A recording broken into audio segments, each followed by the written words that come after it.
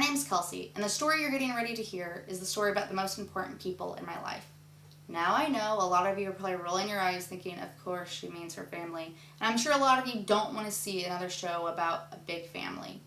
But trust me when I say, this isn't another Keeping Up with the Kardashians or John and Kate plus 8. My family is completely unique. And why do I say that? Well, because we're a modern day twist on Cheaper by the Dozen. And that means there are 12 people in my family. That's right, my 2 parents, and there are 10 kids. If you don't believe me, I can list the entire family. There's my dad, Rich, my mom, Mary. The kids are Katie, Christy, Kendall, Kelsey, Joseph, Nathan, Miriam, Elizabeth, Michael, and Gabriel. 12 people in total. With 12 people comes a whole lot of drama and a whole lot of chaos and a whole lot more of chaos. Basically, my life has just been chaos from the day I was born. But believe me when I say I would not trade a day of it. I love my big family, and I love all the craziness that comes along with it. So I kind of wanted to let you guys in a behind-the-scenes look of what happens with my family. Kind of let you know the whole story of how it happened, how we came to be this ginormous family. So where's the best place to start a story? The beginning, of course. And I figured who else to tell the story but the lady that started it all? Of course, my mother. So sit back and enjoy this story.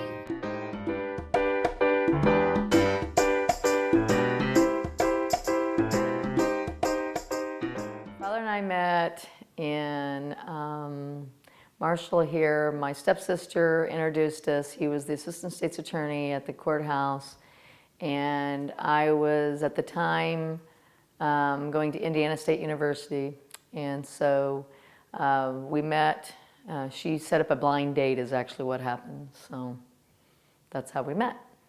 We met on April the 4th and dated until June and got engaged in June and then ended up getting married on March the 7th of the next year. So we only knew each other for about 11 months total before we got married. I had always told my husband that I came from a large family because there were 5 kids in my family and 5 kids in his family. And I always wanted 2 boys and 2 girls.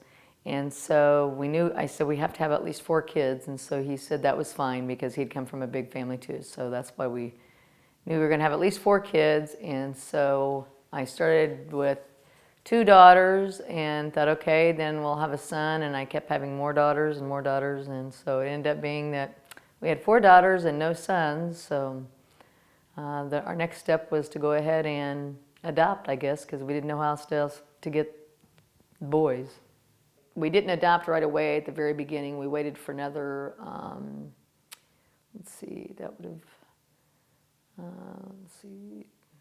waited for a little bit for the boys to try to figure out. And we had one little boy that was supposed to be coming to us. His name was Muhammad. And so we had waited probably for a year or so for him. And then we found out, like in a year and a half, that his grandmother decided that the grandmother was going to relinquish him, but not the grandfather. And so we couldn't adopt him. So then we had to find another child. So at that time, they gave us 2 little boys. One was Joseph, our son that we ended up with, and another little baby by the name of Tesfai. And Tesfai ended up having a heart condition and dying before we got him here. And then Joseph was available. So then they were able then to find another little boy, Maquette, who ended up being our son Nathan.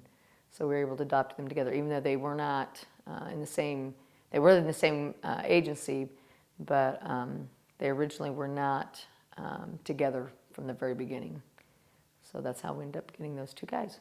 A lot harder trying to get everybody to go places, to get everything done, and just extra kids. And we would go to the store and people would say, "Are they all yours?" They couldn't believe it, but they used to say that when I had my 4 girls. So I always would look behind me to see if there was extra kids back there because I always thought there was more kids than it shouldn't be there or something. But anyway, they were all mine, yes. But yes, that was a challenge, trying to get us all to go someplace.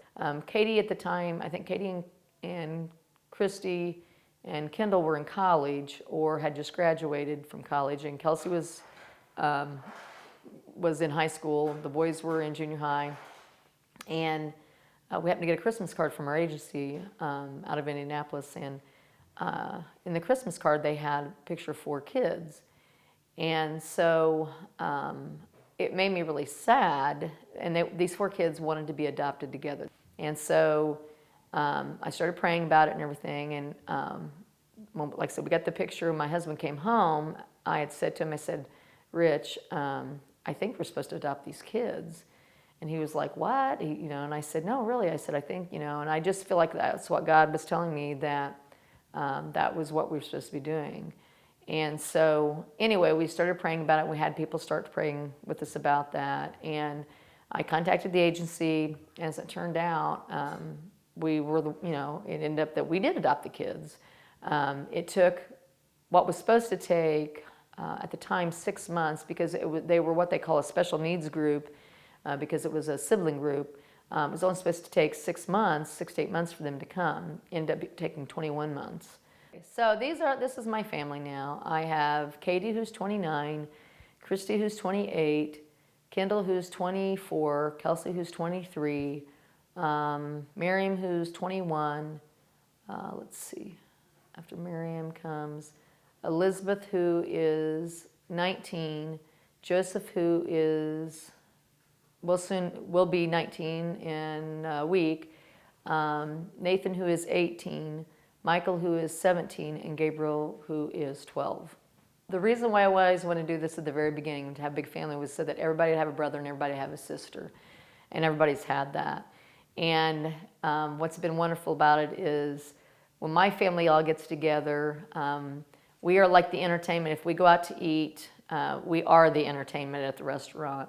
Or we are very good about entertaining ourselves, because we don't have to have a friend come over and play, because we have a brother or sister that's here. So, that's the way the Kash Klan came to be. I know it's a pretty unbelievable story. Trust me, I live it, and sometimes I don't believe it.